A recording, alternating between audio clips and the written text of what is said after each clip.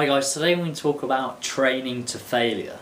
So you're probably wondering what that essentially means. Training to failure is essentially that last all-out repetition where you couldn't get another repetition on your own without, say, a spotter or resting.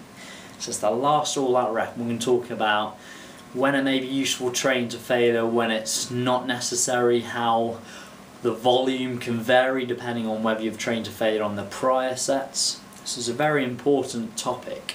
So why would you want to train to failure? Well, essentially, if you're training to absolute failure, you're essentially recruiting all of the muscle fibers. So essentially a very, very strong positive. However, training to failure can make it more difficult to recover from. It can also affect the volume on the preceding sets. So prior to this, I want to give a little caveat. There's kind of train to failure with different movements is obviously going to have a different effect on the body. Train to failure with an isolation movement, say a bicep curl, tricep extension, is going to have a much lesser impact on the body's recovery system than it would do if you were doing, say, a deadlift to absolute failure or a squat to absolute failure. So as I've stated previously, train to failure can have an effect on the preceding sets and also just your general recovery from the workout. So let me give you an example. Okay, so we're going to do a bench press. Let's just say we're using 100 kilograms. First set you go to absolute failure, so we do 10 repetitions. The second set, because you went to failure on the first one, you're going to get less than you normally would if you didn't go to failure. So let's just say you get 6 reps for that second set. You go to failure again, and then on the third set, let's say you hit 4 reps because you went to failure again. So in total we've got 20 repetitions using 100 kilograms. However, if we were to not go to failure on them first 2 sets, let's just hypothetically work out the numbers as a case. So let's just say you got 9 reps of the first one. You save 1 rep in the tank. The second set you're probably going to get 7, again saving 1 rep in the tank. Third set you may get 6 or 7 again, but the third set you go to failure. So let's just say you got 7 on that final set. So we got 9, 7, 7. That essentially works out to 23 repetitions. So because we avoided failure on them first 2 sets, we got an extra 3 reps with 100 kilograms than we did, say we went to failure for every single set.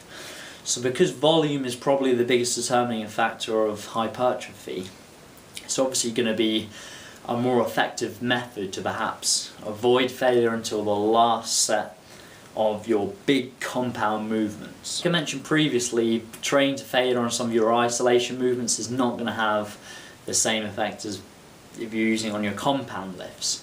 So therefore I would probably recommend, I don't see too much of an issue taking your isolation movements to failure. So things like your arm movements, maybe some of your isolation shoulder workouts, the lateral raises, things like that. I don't see an issue taking to failure all 3 sets, save you to do 3 sets for example.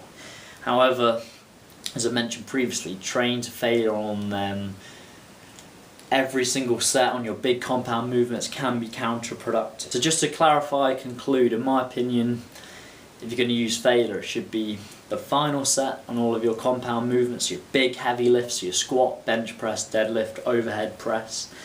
And then you can still take all of your isolation work to failure.